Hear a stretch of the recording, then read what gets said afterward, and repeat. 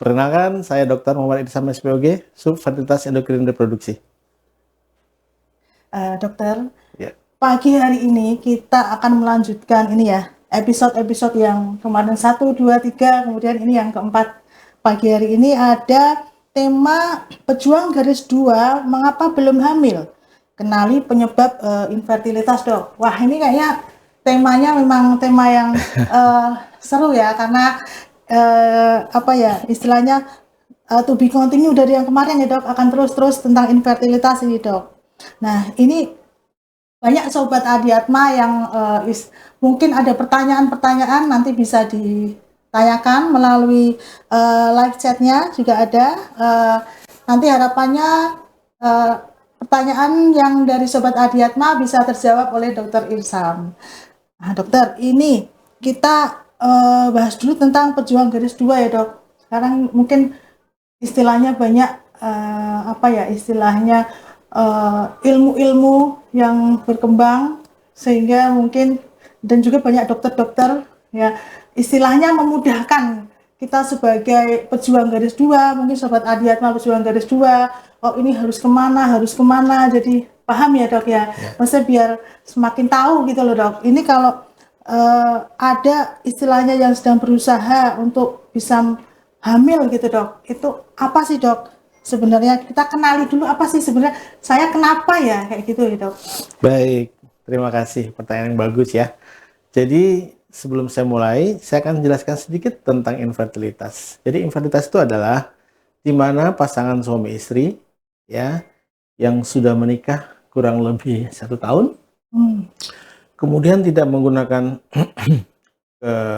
KB atau alat kontrasepsi, dan juga berhubungan teratur selama 1 tahun, ya, tapi tidak punya anak, ataupun sudah hamil berkali-kali tapi keguguran, ataupun sudah hamil, ya, kemudian lahir tapi bayinya meninggal dalam 1 tahun itu, maka kita katakan ini adalah infertilitas.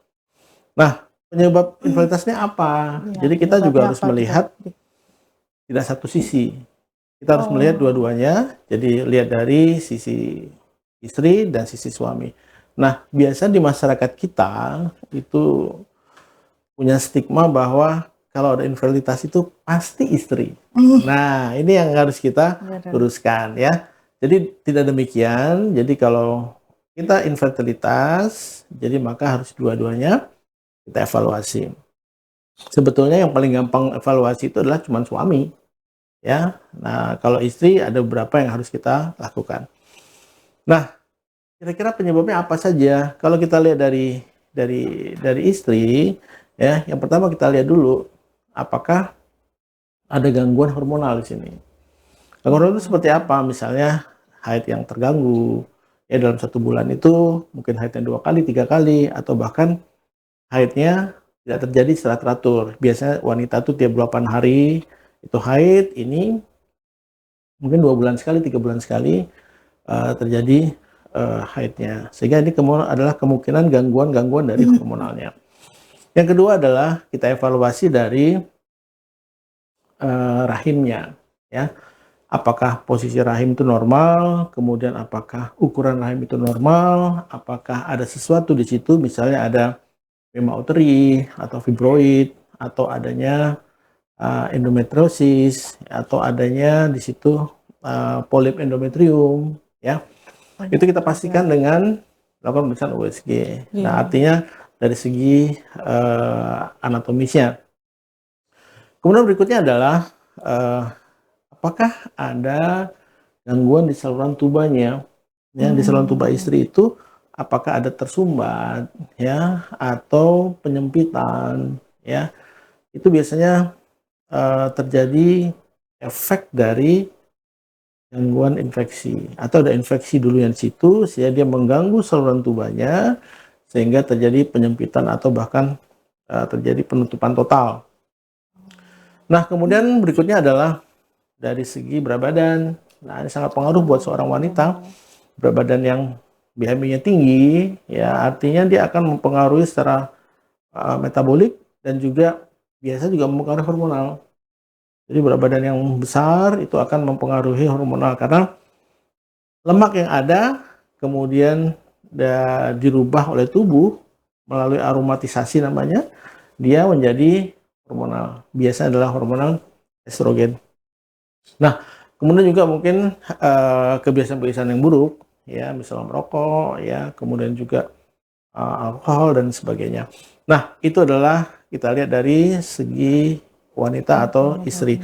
Tapi kalau dari segi suami dari mana? Nah, biasanya suami itu yang kita evaluasi cuma satu sebetulnya. Kita evaluasi dari hasil sperma. Jadi pemeriksaan analisa sperma kita lihat. Dari analisa sperma itu kita lihat cuma 3 di situ. Satu, jumlahnya cukup apa tidak, ya. Yang kedua adalah motilitasnya atau gerakannya. Jadi gerakan sperma itu dia harusnya lurus kencang itu, tapi ini mungkin dia muter-muter, muter kiri atau muter kanan terus, atau bahkan dia bergerak di tempat. Dan yang ketiga adalah morfologi. Kita melihat bagaimana gambaran sperma itu. Normalnya adalah ada kepala, ada leher, ada ekor. Nah, kalau nggak normal, kepalanya 2, kemudian lehernya 1, ekornya 1, atau terbalik, kepalanya 1, ada lehernya, ekornya 2, ya. Atau bahkan cuma ada kepala sama leher saja. Ya, kira-kira seperti itu. Jadi banyak faktor, jadi cuma 3 faktor itu saja. Nah, kemudian ada juga faktor yang lain, kita lihat mungkin adanya varikokel. Jadi varikokel itu adalah pelebaran dari pembuluh darah di skrotum, nah sehingga akan mengganggu pada proses pembentukan sperma itu sendiri. Nah, kemudian juga mungkin ada gangguan saluran spermanya, di mana terjadi penyempitan atau bahkan terjadi penyumbutan sama sekali. Kemudian juga ada faktor dari kebiasaan, ya, begadang, kemudian merokok, gitu ya, itu juga mempengaruhi. Nah, kira-kira itu salah satu. Jadi sebelum kita melakukan lebih langkah lebih jauh, kita evaluasi kira penyebabnya seperti itu. Oh, Gitu, Mbak Moro. Tadi kan dokter sempat ngendikan berhubungan intim rutin. Maksudnya rutin itu misal apakah ada ketentuan tersendiri, dokter? Misal 2 hari sekali, 3 hari sekali, maksudnya rutin. Ya, baik. Jadi ini juga kadang-kadang ada salah persepsi. Jadi yang rutin di sini adalah dalam waktu 1 minggu itu bisa 2 atau 3 kali. Nah, cuman ada juga yang mengatakan, dok, saya selalu rutin dok berhubungan. Nah, ya kan? Bahkan saya mungkin seminggu tuh 3 kali, tapi di hari Sabtu Minggu saja. Karena saya di luar kota. Nah, kalau seperti ini kita nggak mengatakan itu infertilitas. Karena apa? Karena masa suburnya seorang istri kan nggak cuma di Sabtu Minggu saja. Ya kalau dia berhubungan tidak di masa subur ya nggak akan pernah kehamilan gitu. Ya, jadi kalau kita kan tambah satu lagi adalah tinggal 1 atap. Nah, itu seperti itu. Tinggal 1 atap. Ya, tinggal 1 atap itu nanti yang bisa rutin istilahnya. Ya, betul. Bisa kalau dibicarakan seminggu sekali, Sabtu Minggu bertemu. Ya, atau LDR ya. Kalau LDR ya kita nggak mengatakan itu suatu infertilitas ya. Karena itu tidak masuk dalam syarat infertilitas. Walaupun bertemu rutin 1 minggu sekali. Betul, dokter. Siap, dokter. Untuk ini dokter, tadi sempat istilahnya tadi dokter ngendikan bentuk sperma. Nun sewu dokter itu misal itu dicek sudah seperti itu, apakah bisa dokter? Apakah bisa ini seperti ini? Apakah bisa dok? Ini saya diobati atau ngoten dok? Ya, jadi betul. Jadi faktor dia jeleknya itu kan banyak faktor. Salah satu faktor membuat sperma jelek itu misal ya di daerah sekitar skrotum itu panas. Jadi ada juga seorang katakan suami sudah pakai celana dalam, pakai celana boxer, pakai celana pendek, pakai jeans ketat. Jadi panas sekali tuh, ya, sehingga itu juga mempengaruhi pembentukan proses sperma, spermatogenesisnya. Nah, sehingga disarankan jangan seperti itu, hanya sekedar saja, celana juga longgar. Kemudian kalau di rumah usahakan biar itu dia longgar ya, mungkin hanya pakai sarung saja tanpa menggunakan celana dalam ya, atau pakai celana pendek saja tanpa menggunakan celana dalam seperti itu. Jadi sehingga sirkulasinya menjadi baik sehingga akan kembali normal lagi. Nah, kemudian juga tambah dengan obat-obatan atau vitamin ya, itu pasti kita akan berikan. Kemudian juga bisa dibantu dengan misalnya karena mungkin senang sauna, berarti sauna dihilangkan. Ya. Gitu. Atau mandi air hangat, atau misalnya di rumah ada bathtub pakai air hangat, itu kan itu diminimalkan atau dihilangkan sama sekali, gitu kan. Nah, Ya. yang paling baik sebetulnya adalah berendam di air dingin. Jadi kalau kita punya bathtub di rumah, kita berendam di air dingin, misalnya pagi gitu ya, mau berangkat kerja, berendam dulu selama kurang lebih 30 menit gitu, 15 menit. Atau kadang-kadang kita nggak punya, kita bisa beli ember besar, Oh, ya, iya, kemudian Dok. kita berendam di situ untuk 30 menit. Nah, jadi sehingga itu sangat-sangat membantu untuk pembentukan sperma yang baik. Oh, iya, Seperti dokter. itu. Ya. Terus tadi sempat ada apa dok, varikokel gitu, dokter sempat ngendikan. Ini semisal kalau varikokel ini kan biasanya dilakukan tindakan ya dok. Ya. Apakah bisa, misal sudah dilakukan tindakan, apakah bisa itu nanti kemungkinan untuk Kembali lagi normal ya. ya karena kan tadi ngendikannya itu untuk pembentukan sperma ya, ini ya sperma ya dok. Kalau sudah diperbarui atau ya dok, itu apakah bisa atau dok? Ya, jadi varikokel itu adalah di mana terjadi pelebaran pembuluh darah di sekitar skrotum, Iya. sehingga testis itu jadi lebih panas dari suhunya. Karena panas testis ya, itu Dok. sangat dipengaruhi oleh panas. Panas ya dok. Kita bisa lihat misalnya anak kecil ya, Misal dok, varikokel itu ini membuat melumpuhi di panas. skrotum ya. Oh, geng. Jadi kalau misalnya kita lihat anak kecil iya, ya, iya. anak kita misalnya gitu ya, Iya. yang umur 5-6 tahun atau Iya. itu, kalau dia panas kita lihat. Dan dia lagi panas gitu ya, Iya. lagi demam gitu ya. Demam. Kita lihat dia punya testis pasti akan turun ke bawah, longgar gitu kan. Oh iya, Nah, iya, Dok. itu karena apa? Karena dia Saya tak menghindari panas tubuh sehingga dia kan turun ke bawah. Turun. Tapi kalau dia habis mandi kita lihat kan kenceng sekali tuh, mengkeret ya. iya, dokter. Nah, itu Iya, kan iya, mendekatkan iya. ke tubuh. Oh, Dia kan iya, menyesuaikan dokter. begitu. Nah, ini juga begitu. Cuman kalau ini udah dewasa, kemudian di skrotumnya itu, di bagian luarnya itu ada pembuluh yang besar, seperti varises lah gitu kira-kira, melingkari seperti itu, sehingga dia lebih panas, sehingga menyebabkan gangguan terjadi pembentukan spermanya. Jadi nanti kita minta tolong sama dokter bedah ya untuk melakukan perbaikan pada varikokelnya, sehingga dia akan kembali normal, akan seperti semula. Itu nanti dicek ulang atau dok? Nanti cek Kalau ulang. sudah Biasa kita akan mengevaluasi selama kurang lebih 3 bulan. untuk Ya, cek analisis betul. sperma Ya, itu tadi ya. dokter. Jadi proses pembentukan sperma itu kan butuh 3 bulan, Mbak. Oke. Jadi 3 bulan kita evaluasi. Jadi kalau misalnya ini tiap bulan berturut-turut kan, jadi kita lihat kalau selama 3 bulan, artinya ini sperma yang udah yang terbaru. Seperti itu. Kan dia berprosesnya 3 bulan, Mbak. Jadi proses pertama sampai dia berkembang, sampai dia keluar, sampai di vesika seminalis, itu kurang lebih 3 bulan. Oh, 3 Sehingga kita akan bulan cek sobat. Jadi biasanya kalau kita pengobatan juga selama 3 bulan, kita evaluasi. Ya, Seperti dokter. itu. Terus tadi untuk yang wanita ya dok, kita tadi kan kita bahas banyak yang pria gitu ya. Yang wanita itu tadi ada infeksi tuba dokter. Infeksi tuba itu apakah nanti bisa istilahnya kalau infeksi itu ada peradangan atau apa nanti bisa disembuhkan dengan obatnya dok? Ya. Terus nanti misal sudah disembuhkan, diobati atau maksud saya itu nanti bisa untuk program hamil ini dokter? Ya, jadi apabila terjadi, jadi begini, awalnya itu biasanya adalah infeksi pada vagina. Ya, jadi kalau misalnya seorang wanita sering keputihan atau bermasa pada satu saat keputihan gitu ya.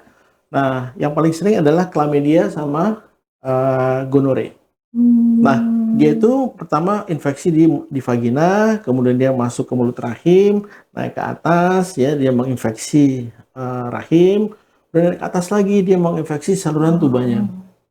Nah, kalau saluran tuba yang terinfeksi, dia akan ngerusak. Karena di dalam saluran tuba itu ada transportasi yang namanya rambut silia. Nah, rambut silia itu nanti akan mentransportasi telur dari indung telur berjalan ke dalam rahim.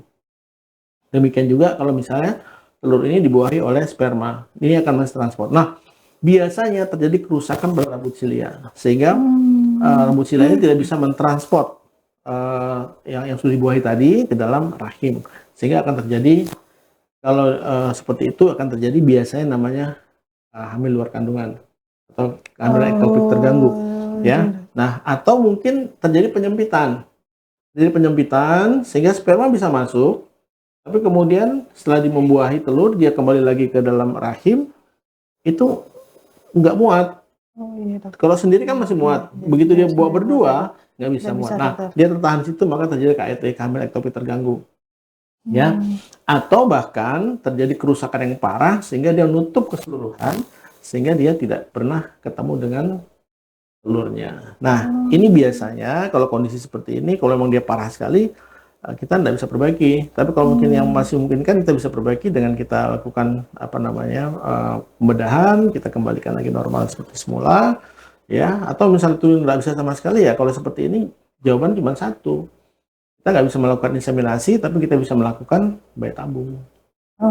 Itu seperti itu. Ya, jadi gangguan, jadi jangan pernah seorang wanita, ya, sebelum menikah pernah terjadi keputihan dibiarkan. Memang pengaruh. Ya, atau belum menikah tapi pernah melakukan hubungan seksual, ya terjadi keputihan atau infeksi, segera lakukan pemeriksaan karena itu biasanya akan terjadi infeksi yang parah sehingga jadi infertilitas. Dan ini sering sekali terjadi pada wanita-wanita yang infertilitas. Jadi gangguan di saluran tuba. Jadi kalau saluran tuba itu kita melihat apakah ada sumbatan di situ, kita melakukan dengan HSG. Hidrosalpingografi. Seperti itu. Nah, baru ketahuan permasalahannya ya dok ya. Jadi memang harus dilakukan pemeriksaan lagi ya dok, lebih jadi detail ya. Lebih detail lagi ya dok ya. Iya. Untuk sementara di Rumah Sakit Adiatma bisa buatan dok? Monggo silakan kalau sobat Adiatma kesulitan infertilitas silakan periksa di sini. Kita akan bantu. Yang pertama dipastikan dulu kalau misalnya kita memang terjadi infertilitas seperti saya sebutkan tadi, segera komunikasikan dengan saya di sini di Rumah Sakit Adiatma. Kita akan cari penyebabnya apa, kemudian kita akan terapi sesuai dengan yang penyebabnya. Kemudian biasanya kita akan mencoba dulu untuk hamil spontan. Tidak melakukan tindakan dulu supaya spontan, supaya apa? Artinya mungkin biasanya pasien-pasien saya yang datang infertilitas itu 70-80% itu hamil spontan tanpa kita melakukan tindakan-tindakan seperti inseminasi atau bayi tabung seperti itu. Jadi biasanya jangan takut dulu. Wah, nanti kalau periksa dengan Pak Irsam nih pembiayaannya mahal, terus harus inseminasi, harus dengan bayi tabung, jadi nggak mau periksa. Nah, begitu. Jadi justru kita bantu ya semaksimal mungkin untuk hamil spontan. Dan hampir semua pasien saya hamil spontan. Ada beberapa yang inseminasi dan juga ada beberapa yang bayi tabung. Karena memang sudah momok ya dok, kalau infertilitas itu kayaknya tuh mohon maaf ya dok, obatnya juga mahal. Misalnya seperti itu dok, jadi itu pada takut dokter. Karena kan bayanginnya kalau infertilitas sudah bayi tabung dan sekian ratus juta, dan itu kan kadang-kadang orang mikir-mikir gitu dok. Ya makanya yang penting karena ketemu dulu dengan saya di sini kita pastikan. Jadi tidak harus semuanya dengan tindakan. Monggo silakan. Konseling dulu sobat Adiatma, jadi tidak perlu takut. Nanti bagaimana ada Dokter Irsam di Rumah Sakit Dokter Adiatma. Nah, dokter ini tentang wanita lagi ya dok ya. Berat badan dokter. Nah itu kan nun sewu gitu, saya juga punya teman itu berat badan itu memang betul mempengaruhi ya dok. Masa sebegitu mempengaruhinya atau dokter? Itu pripun dokter? Itu bagaimana dok? Ya, jadi betul. Jadi bila seorang wanita BMI-nya tinggi ya, artinya di atas normal atau termasuk dalam statusnya obesitas, itu biasa memang mempengaruhi proses kehamilan. Nah, biasanya apa? Biasanya dia kan terjadi gangguan pada hormonalnya. Ya, gangguan itu bisa macam-macam ya. Jadi biasanya adalah gangguan haidnya yang terlambat, jatuh nanti ke PCOS, polycystic ovary ya. Kemudian atau dia tidak haid karena hormonal tinggi, jadi estrogen tinggi sekali. Karena apa? Karena lemak yang ada itu dirubah oleh tubuh menjadi estrogen. Nah, seperti itu bisa seperti itu. Jadi biasanya adalah gangguan hormonal. Nah, biasanya dengan kita lakukan penurunan berat badan, ya, kemudian makannya yang betul-betul kita jaga benar, ya, minimal karbohidrat, berat badan turun, gitu ya. Nah, kemudian tidak lama kemudian kan terjadi satu kehamilan yang spontan, ya. Nah, kemudian juga ini perlu juga penting ini adalah pengelolaan stres ya. Jadi seorang wanita kalau dia stres banget, itu jadi akan susah banget untuk hamil. Jadi banyak pasien saya itu udah kemerungsung banget pengen punya anak, ya, sehingga dia stres banget. Periksa ke saya udah 6 bulan gitu nggak hamil-hamil. Karena saya lihat kondisinya kok ini stres banget. Saya bilang sama pasien saya, ibu begini deh, saya bilang, selama 3 bulan ke depan jangan periksa sama saya, jangan pernah pikirkan kehamilan. dibawa santai saja, dibawa dibawa rileks saja, ya. Kemudian jangan pikirkan kehamilan, tapi hubungan jalan terus. Ya dalam waktu 1 minggu 2-3 kali gitu ya. Jangan pernah pikirkan kehamilan. Dibawa santai ya, mau jalan-jalan silakan seperti itu. Hampir semua pasien saya yang seperti itu, 2-3 bulan kemudian datang dengan saya dengan kondisi sudah hamil. Oh, dok, mau saya dok, jadi penasaran ya sobat-sobat Adiatma ya. Ini kok bisa dok? Maksudnya hubungan stres dengan kehamilan. Maksudnya kan itu kalau itu kan istilahnya apa ya dok? Kaget juga, maksudnya kok cuman karena saya nggak stres saya jadi bisa hamil gitu loh dok. Gitu, Ya, dok. jadi begini. Jadi kalau misalnya katakanlah saya pengen banget hamil, udah datang ke saya, kemudian saya jadwalkan hubungan tanggal sekian, tanggal sekian, tanggal sekian, ya.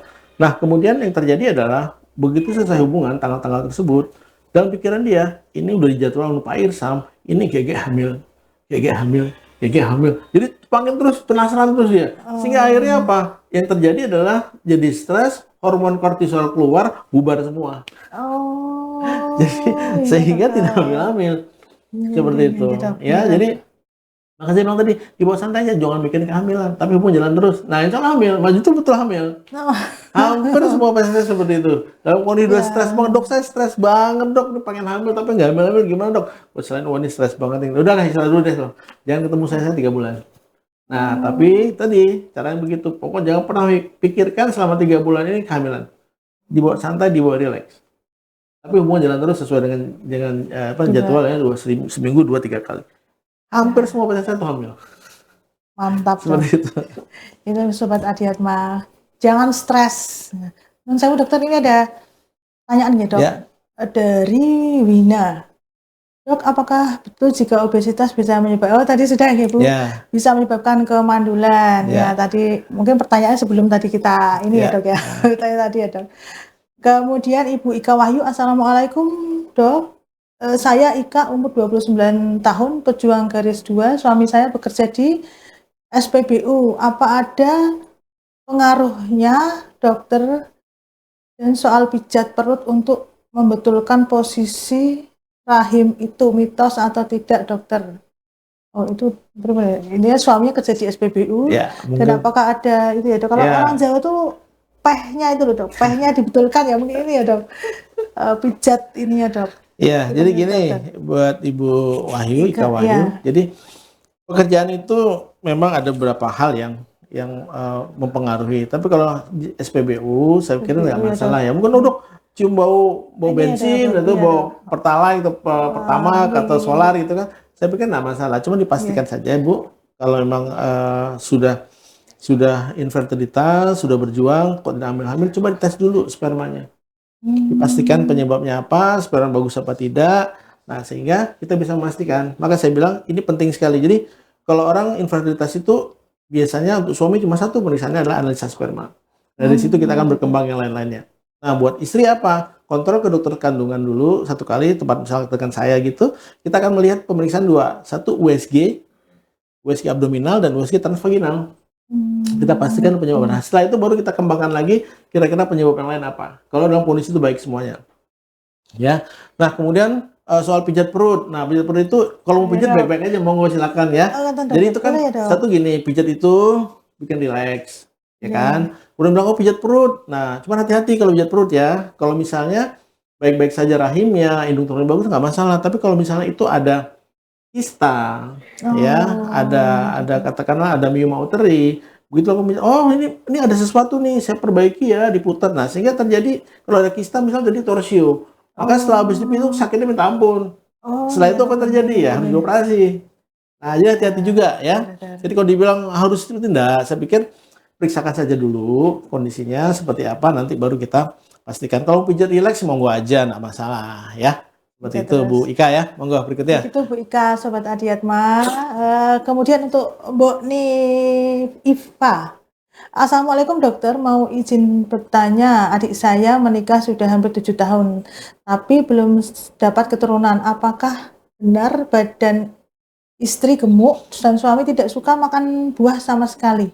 Apakah itu mempengaruhi dokter? Ya, jadi mungkin sudah saya jawab tadi ya, Ibu tadi untuk sampun yang ya dok. BMI tinggi atau obesitas memang itu sangat-sangat mempengaruhi terjadinya infertilitas, itu terutama Oh iya dokter. dari segi hormonalnya. Nah, kemudian suami tidak makan buah, ya itu untuk Pengaruh. memastikan itu sama seperti satu saya bilang, periksa sperma dulu. Kita pastikan bahwa Nah, ini dokter. tidak ada masalah, ya bukan berarti Iya dokter. karena itu sekarang cuma mitos ya. Jadi Iya, ya kalau kita betul, betul. di infertilitas ini kita pastikan dulu nih, masalah nggak sih? Seperti itu. Jadi saran saya buat Ibu Bona Iva, ya silakan nanti untuk adiknya yang gemuk, konsultasikan dulu dengan saya, ya. Nanti kita akan memberikan saran-saran tertentu hingga berat badan turun. Kita pastikan penyebabnya apa, apakah terjadi PCOS, polikistik ovary, ya, atau penyebab yang lainnya kita pastikan dulu. Jadi kalau yang baru pertama kali pemeriksaan, coba deh dievaluasi dulu permasalahannya apa dari infertilitas ini. Sehingga nanti kita bisa kasih tahu jawabannya seperti apa, kita perbaiki sehingga akan sangat-sangat mudah untuk kita bantu untuk kehamilannya. Seperti itu. Ya, gitu ya Mbak Naifa, moga. Nah, itu nanti bisa langsung Sobat Adiatma langsung ke Dokter Isam ya, langsung bisa menghubungi kontak. Kalau sudah 7 tahun itu berarti sudah Cukup lama itu. lama ya dok ya, sudah sabar menanti itu. Ya. Ya, semoga bisa cocok nanti jodohnya sama Dokter Isam. Dok, kemudian ini pertanyaan berikutnya dok. Rienda, dok saudara saya didiagnosa endometriosis dan diberi obat antibiotik. Apakah masih bisa untuk hamil dokter? Ya, jadi begini, Endometriosis ini, dok. Bu Rinda, endometriosis itu memang ada gangguan pertumbuhan jaringan, ya, jaringan endometrium di luar dari rahim. Nah, efeknya ini memang sangat berpengaruh terhadap infertilitas atau kesulitan untuk hamil, ya. Karena apa? Efek dari infertilitas itu, yang pertama adalah dia akan terjadi kerusakan jaringan, terutama saluran tuba. Saluran tuba itu bisa tersumbat atau bahkan dia ketekuk, ya, sehingga terjadi kesulitan sperma masuk. Kemudian juga menyebabkan dia rasa nyeri yang luar biasa, ya, rasa luar biasa pada saat jelang haid atau pada saat haid, ya, sehingga nggak nyaman buat seorang ibu. Nah, kemudian juga efek dari endometriosis ini juga mempengaruhi yang lainnya. Proses pematangan proses dari tubanya, proses dari endometriumnya, proses dari perjalanan sperma, sehingga ini boleh dikatakan sekitar 30-40%, ya, atau bahkan 50% penyebab dari infertilitas ada di endometriosis. Nah, tapi nggak usah khawatir, kita bisa melakukan penanganan. Biasanya endometriosis kita berikan penekan hormonal. Biasanya saya akan berikan selama 6 bulan sampai 1 tahun. Setelah ditekan, kemudian baru diproses untuk kehamilan. Jadi proses penekan itu gimana? Kita menekan supaya tidak terjadi pertumbuhan dari endometrium, supaya terjadi penekanan hormonal sehingga kesannya ibu ini seperti orang menopause. Jadi hormonal tidak tumbuh sehingga juga terjadi misalnya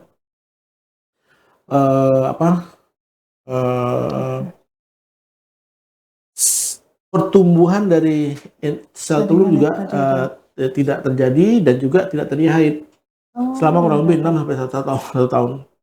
Nah, setelah itu kita program lagi untuk hamil. Nah, sehingga dalam waktu proses program hamil dengan endometriosis ini tadi, pertumbuhan lebih cepat proses kehamilannya. Jadi seperti itu. Jadi ditekan ya. gitu ya. Nah, cuman kalau misalnya dia besar sekali, ya, mengganggu proses yang lain atau mengganggu saluran tubanya, mungkin kita butuh operasi. Nah, tapi kalau ketahuan dari awal, kita berikan penekanan seperti ini, supaya dia nggak membesar, terus kemudian kita program hamil itu jauh lebih bagus. Jadi itu tadi endometriosis seringnya gejalanya ini ya dok, nyeri pada haid yang luar biasa. Saat nyeri haid yang luar biasa ya. Gitu dokter. Karena kan kadang memang sering kebanyakan wanita ya dok, kalau haid itu nyeri, nggak dokter kan tidak semua itu endometriosis ya dok. Kalau untuk nyeri itu tadi, gitu. Jadi memang harus di ini ya. Nyeri haid, jadi nyeri haid itu kan biasa seperti orang dysmenorrhea gitu ya. Nah, tapi ini jauh lebih nyeri dari dysmenorrhea. Nah, sehingga kadang-kadang bisa nyebut dia pingsan saking sakitnya. Nah, itu kita curiga mungkin adalah endometriosis. Itu harus dengan USG gitu, pemeriksaan. Ya, USG biasanya kita USG abdominal maupun dengan USG transvaginal. Jadi Sobat Adiatma, jika ada yang kemungkinan merasakan hal tadi, bisa monggo datang ke Dokter Irsam untuk pemeriksaan lebih lanjut ya dok ya. Ya. Nanti harus. Jadi Sobat Adiatma bisa nanti ke rumah sakit ketemu dengan saya di hari reguler, itu dari Jumat, dari jam 8 sampai dengan jam 11 siang. Kemudian di Pavilion Nusa Indah itu di hari Kamis dari jam 8 sampai dengan jam 11 ya. Kemudian juga mungkin Sobat Adiatma Sore dokter ya, itu buka begini. Kadang-kadang kalau DM kesulitan untuk mengkomunikasikan kenyataan, kadang-kadang malu ya. Nah, misalnya salah satunya misalnya kesulitan ereksi dan sebagainya, itu kadang-kadang malu kan, karena di IG saya kan yang ini kan di rumah sakit gitu ya. Nah, boleh langsung ke saya, nanti saya kasih nomor handphonenya ya, sehingga nanti sahabat Adiatma bisa untuk menghubungi di nomor 0812 290 6637. Ya, saya ulangi 0812 290 6637. Nanti monggo silakan hubungin saya akan bantu ya untuk bisa dikomunikasikan, kemudian hal-hal yang sulit bisa diutarakan di situ. Ya, monggo silakan. Oh, monggo. Ya. Kopinya ketinggalan dok, kayak kereta aja ini ketinggalan. Ya kan? Terima kasih Mas Ronald. Ya, ini apa namanya? Monggo dok, tunjuk dulu dok. Ya. Nah, kita masih ini tentang infertilitas itu tadi ya. Dok, kira-kira ya dok, banyak pasien dokter itu paling ini dok, yang program gitu ya dok ya, kan saya jadi kepo gitu loh dok. Yang program itu paling cepat gitu, adakah yang cepat, adakah yang sekali 2 kali datang udah bisa, ya. Kalau saya ada yang 3 kali gitu, itu pengalaman dokter sebagai konsultan itu prima dok, maksudnya kan mesti ketemu banyak pasien ya dok. Ya, betul. Jadi kepo saya dok. Gitu. Ya, jadi itu semua tergantung dari kelainan yang didapat oleh pasien ini. Ya. Gitu. Ada juga yang kelainan mungkin sederhana, ya. Kemudian karena tidak pernah dikonsultasikan, sehingga begitu kita lakukan suatu penata laksanaan, bulan depan sudah hamil. Itu ada yang seperti itu. Atau memang kita harus berproses. Kita cari dulu penyebabnya apa. Karena untuk di infertilitas ini kita tidak bisa sadek-sadek. Artinya kita mengikuti pemeriksaan berdasarkan siklus haidnya. Nah, kita akan ikuti. Jadi kalau saya untuk melihat pemeriksaan endometrium atau pemeriksaan dari indung telur, maka saya akan mencari waktu yang tepat untuk biasanya di hari ke-9, hari ke-12 kita evaluasi indung telurnya itu seberapa besar. Nah, dari situ baru kita terapi yang lain. Oh, ternyata dievaluasi 2 kali di tanggal 9 haid sama 12 haid ternyata telurnya nggak berkembang, kecil-kecil. Nah, mungkin ini ada PCOS, polikistik ovarian. Nah, itu terapi dulu. Kalau PCOS itu kan butuh waktu. Ya, mungkin selama 3 bulan, ya, atau dia akan kembali normal lagi, bisa seperti itu. Nah, jadi sebenarnya suatu hal yang mudah, tapi karena nggak pernah diterapi, sehingga akhirnya tadi sulit. Tapi ada juga yang berat-berat, ya, pernah yang sampai 12 kali, 12 tahun pernikahan, ya. Kemudian saya lakukan terapi, evaluasi, ya. Kemudian saya melihat ini kok ada satu gambaran di dalam rahim itu kayak ada polip endometrium, maka saya lakukan kuretase. Setelah kuretase 2 bulan kemudian hamil dan alhamdulillah itu kembar. Luar biasa. Seperti itu ya. Jadi sebetulnya ada yang dulu kembar itu di rumah sakit Dr. Adiatma. Iya, betul. Jadi pasien di sini juga. Operasi sesar di sini sama Dr. Irsam, dan itu kembar Sobat Adiatma. Bayangkan itu orang tuanya sangat istilah bahagianya, Masya Allah. Ya, karena 12 tahun menunggu. Nah, kalau kita lihat dari gambaran yang itu sebelum saya lakukan kuretase ada gambaran polip endometrium. Nah, itu memang ada di situ. Nah, begitu kita lakukan pembersihan, kita lakukan kuretase, kemudian hamil. Kemudian juga ada di sini Sobat Adiatma, kebetulan juga rawat di sini. Begitu kita evaluasi, dia pengen punya anak yang ketiga kalau nggak salah saya, tapi nggak hamil-hamil. Oh, Nah, kemudian saya juga ada polip endometrium, kita lakukan kuretase. Ya, 2 bulan kemudian udah hamil. Ya, jadi infertilitas ada 2 ya. Jadi infertilitas yang primer sama yang sekunder. Kalau yang primer tadi belum punya anak, pengen punya anak. Kalau yang sekunder sudah punya anak, tapi pengen punya anak yang kedua atau yang ketiga, sekian tahun nggak hamil-hamil. Maka kita katakan adalah infertilitas sekunder. Seperti itu. Jadi dokter. Ya. Dokter, pengalaman dokter juga ya. Ini saya masih penasaran, Sobat Adiatma juga mungkin penasaran. Biasanya dokter, kasus apa, case apa yang sekiranya tuh paling sulit untuk fertilitas dok? Ya, Ada nggak sih, biasanya kalau Oh, kayak gini. ya, Ada yang apa? paling sulit itu bisa kalau misalnya gangguan saluran tubanya ya. Ya, Oh, saluran tuba itu artinya dia tersumbat total. Ya, kalau oh, seperti itu kita tidak bisa apa-apa lagi kecuali dengan kita melakukan bayi tabung. oh, ya Jadi dokter. tubanya tersumbat total sama sekali nggak bisa. Dua-duanya ya dok ya. Ya, seperti itu. Nah, sehingga akhirnya kita lakukan bayi tabung. Ya, atau misalnya gangguan endometriosis. Ya, karena itu sama. Jadi endometriosis itu selain gangguan di tubanya, gangguan yang lainnya, sehingga dia mempengaruhi prosesnya. Jadi bukan hanya punya proses untuk sampai ke tubanya saja, jadi proses dari sudah dibuahi dia sampai mau nempel ke rahim juga bermasalah. Ya, begitu dia sudah berkembang, mau berkembang bermasalah gugur lagi. Ya, banyak faktor di situ yang sehingga akhirnya endometriosis itu jadi satu momok ya buat kita dokter kandungan yang fertilitas dan juga buat seperti itu. Memang ini ya dok ya, butuh effort ya dok ya. Ya, tapi kalau misalnya katakanlah ada miomauteri, kita ambil miomnya. Saya pernah ngambil miom itu besar sekali, kita ambil ya sebesar pakai tenis itu satu ada. Ada juga miom kecil-kecil ya. Jadi ukurannya dari yang paling besar sebelah telur ayam, kecil-kecil sampai biji jagung. Itu sekali ambil bisa 15, bisa 16 gitu. Mantap Saking banyaknya. Saking banyaknya ya dok ini. Tapi kalau yang miomauteri ini biasanya kita kasih waktu 1 tahun untuk kemudian bisa hamil lagi. Karena dia kita kan sudah membelah rahimnya. Jadi diberi kesempatan rahim itu untuk istirahat dulu. Oh, gitu. Ya dokter. Ya. Untuk ini dok, tuba ya dok ya. Tuba itu tadi kalau misalkan ada 2 ya dok ya. Misal satunya apa istilahnya ya dok? Tadi yang sempat dokter gantikan tersumbat atau terjadi kehamilan ektopik itu tadi kan harus diambil. Masih ada kesempatan satu ya dok. Ya. Dan itu apakah kesempatannya sama dengan yang punya 2 tuba dokter? Ya, jadi sebetulnya sama. Kenapa saya bilang sama? Karena begini. Oh ya dokter. Sel indung telur itu kan ada 2, kiri dan kanan. Ya, maka tiap bulan itu bergantian. Kalau bulan ini yang kiri, bulan berikutnya yang kanan. Terus begitu. Jadi nggak dua-duanya dia keluar.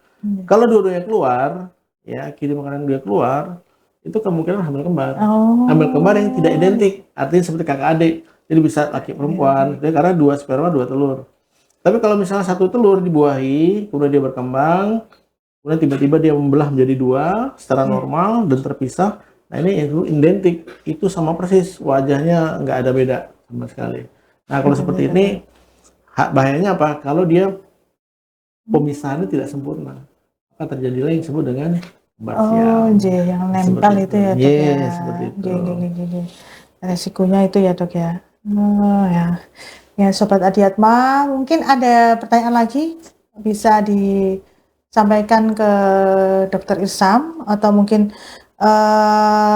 jika memang di live ini belum bisa untuk bertanya ke nomor Dokter Irsam bisa ke Rumah Sakit Dokter Adiatma atau langsung kontak ke beliau. Nah, bisa langsung janjian nih dok kapan nih bisa bertemu sama dokter. Tidak usah takut karena konseling itu kan pertama yang penting berani ya dok ya. Berani datang dulu karena kan kadang-kadang kalau seperti ini butuh ini dok persiapan mental dokter. Pengalaman teman-teman saya nggak kadang istrinya mau suaminya yang tidak kerja dokter. Jadi memang harus bareng ya dok, harus 2 kalau nggak bisa kalau hanya 1 ya dok ya.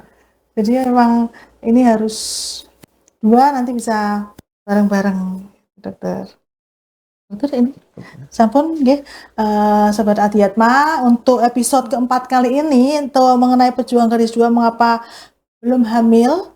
Kenali penyebab infertilitas. Ini tadi kita sudah bahas dengan Dr. Irsam, SPOG, konsultan fertilitas. Harapannya dari pertanyaan-pertanyaan Sobat Adiatma ini tadi sudah terjawab. sudah puas. Jika belum bisa kontak ke beliau tadi Mbok Neiva ya, monggo yang sudah 7 tahun. Kesimpulannya ini tadi ini tadi saya ulangi lagi, ini tadi kalau untuk bisa dicatat dulu, mungkin tadi ada yang ingin janjian sama Dokter Irsam, langsung kontak beliaunya ini langsung dengan Dokter Irsam gitu. Ya, Bukan betul. admin, Dok. Tidak, jadi karena menghindari tadi, jadi banyak pasien saya yang komentar atau minta tolong, dok boleh nggak saya minta nomor kontaknya, karena saya malu untuk menginformasikan di dalam DM gitu, karena nanti kan bukan dokter Ihsan sendiri yang baca gitu kan. Nah jadi monggo silakan saya fasilitasi untuk langsung ketemu dengan saya di nomor tersebut. Dokter Ihsan bukan dengan admin Sobat Adiatma, langsung dengan beliaunya. Ya. Ampun dokter, ini untuk hari ini cukup sekian dari kami ya. Terima kasih dokter untuk ilmu-ilmunya, untuk jawaban-jawabannya yang istilahnya kita yang belum tahu jadi tahu. Ya sekarang dan semakin berani nanti untuk bertemu sama Dokter Irsam. Semangat untuk berjuang garis 2 Rumah Sakit Dokter Adiatma menanti, dan di sini sudah siap dengan Dokter Irsam, Muhammad Irsam, SPOG Konsultan Fertilitas. Ya, untuk para pejuang garis 2 ya, jangan putus asa, tetap semangat. Insya Allah berhasil. Amin. Amin, amin, amin, amin, amin, amin.